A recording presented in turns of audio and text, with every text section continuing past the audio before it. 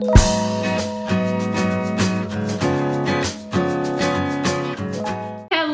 and welcome to video 1 of Ask an Author, the series in which I try and figure out what is going on with my hair. Just kidding, if you are here and you're watching, I am really excited about this summer series where you guys previously were asking all of the questions you've ever wanted to ask an author about book life, publishing life, anything bookish, writing-ish in general. I'm really excited about it because I'm gonna start answering your questions one video at a time. So here we go, let's get right into it. So the very first question that I will be covering today is, what does a literary agent do? This is a really broad question because a literary agent does a ton of things. I like to think of my agent as kind of like an AI. My agent is Peter Knapp at Park Literary. He's young, he's awesome, he's fun, he loves YA and middle grade books, which is perfect because that's what I write and love. And Pete is so smart and so organized and so knowledgeable that I feel like he's the perfect counterpart to my, how do I put this? Most days I feel like a hot mess. Pete is the person that kind of pulls me all together and turns me into a little polished author that is presented to you. So I am 26 years old now and I've gone through multiple series with different publishers, and it's all because of an agent. When I first started writing, I remember I had literally like zero idea about what the publishing industry was like. I remember that my mom set me up with this author lady. She was like, oh, we have a family friend, she's an author, she's gonna meet with you at Starbucks and kind of start giving you, some tips and tricks. So little 18-year-old Lindsay, my hair was in this kind of stage where I just was real awkward. I couldn't see because I'd been working on a book a lot and I didn't feel like wearing glasses though, so I refused to tell anyone. So I imagine this is kind of how I looked when I went in to Starbucks and I was like, hey, I want to be a professional author. Teach me everything. And so this wonderfully kind woman sat me down and she asked me, Lindsay, do you want to be traditionally published or do you want to be self-published?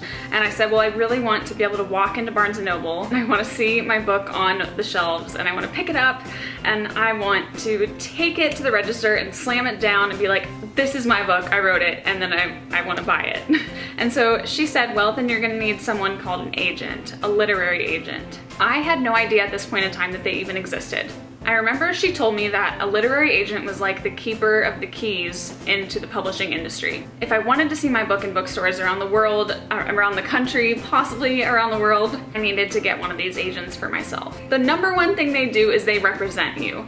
They sell your books and they keep you and your rights safe. When you finally sign on with an agent, you become a client of theirs. They represent you. You sign a contract. You're basically like business partners. When you sign on, you talk about all the hopes and dreams you have for your career. You talk about dream publishing houses where you would love to see the book end up, like HarperCollins or Simon & Schuster, Disney. Typically, if you have an editorial agent like I do, Pete loves to tell me, hey, here's a book that you finished, it's awesome, I'm really excited about it, but these are all the things I think you could polish and fix about this book. So then I will go into fixing those things, and while I'm working on the story, Pete will come up with a list of editors at publishing houses that he thinks would be a perfect fit for the book. So once my manuscript is all clean and ready, my agent comes to me and says, okay, it's time to send this book out on submission. Now that means he is going to contact the editors he knows at publishing houses that read YA, that like whatever genre. Right now I'm working on a secret project that you could say is kind of like a space western. So Pete is gonna go and find editors that love space westerns. That's a really bad itch. Are you good? You're okay. It's okay. So once Pete sends that book out on submission, the editors are going to read the book, and now Pete's other job comes into play, and that is keeping me sane. It doesn't matter how many books you've had published. If you're a debut author and you haven't had any book deals, if you are a veteran author and you've had tons of book deals, or if you're kind of like me where you've had plenty of book deals, but you still want to know that like your future is gonna be secure, but you never will know because you're an author. The agent is the person that's gonna sit you down or talk to you on the phone or go back and forth on countless emails like my lovely agent does for me, where he basically just calms me down and says, look, you have a great product. I love it, you love it, we worked hard on this, an editor's gonna love it. And if they don't, we'll figure it out. Fast forward and say that all things work out well. Your agent gets an offer from the publishing house, which means they want to give you what's called an advance, which is, yay, you get money for writing a book. You're gonna sign a contract. The agent's job now is to negotiate all of the rights in that contract and really protect the author. Later on down the road, agents are also really awesome mediators between you and your publishing house.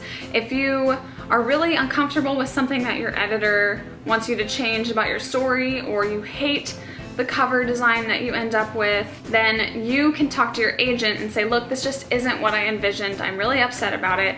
And instead of you emailing your publishing house and being the bad guy, your agent gets to go and call them up or email them and say, hey, look, this is the situation. The author's not happy. How can we fix this? Outside of that, my agent also helps me with tons of other things. We talk about marketing ideas, different strategies. If I have a book idea that I'm really excited about, but I'm not too sure if it's sellable or marketable, then I will shoot an email to my agent saying, hey, I want to write a book about this. And he will usually get back to me pretty quickly saying, oh my gosh, I love this idea, or hey, this idea is it's almost there, but I think it needs a little bit more work. So basically, without my agent, I would not have had any of my books published with my dream publishers like Harper and Harlequin Teen. Before I end this video, I want to say agents are super, super incredible, but I do not think that the statement is true. That they are the keeper of the keys to the publishing world. I think there are countless ways to get into the publishing world. Just because you have an agent doesn't mean you're a better writer than someone else that doesn't have one. And just because you don't have an agent doesn't mean you are not an incredibly talented author. I just think some people need different things, and for me, having an agent was absolutely the way to go. I am going to be doing countless videos. I think I've picked out 55 or so questions that I'm really excited to answer for all of you. And again, please feel free, if you have any questions that you've ever wanted to ask an author, leave them in the comments below. Please don't forget to subscribe. I'm really working hard. I'm trying to grow my channel and make it better for you guys this summer. And as always, I know I sound like a broken record, but please don't forget that I love you so very much. I think you are wonderful and beautiful and special. God loves you so very much as well, more than you could ever know. I will see you later. Bye! Try to make it seem like my hair had like changed and gotten better over the years, but the truth of the matter is this is just Lindsay.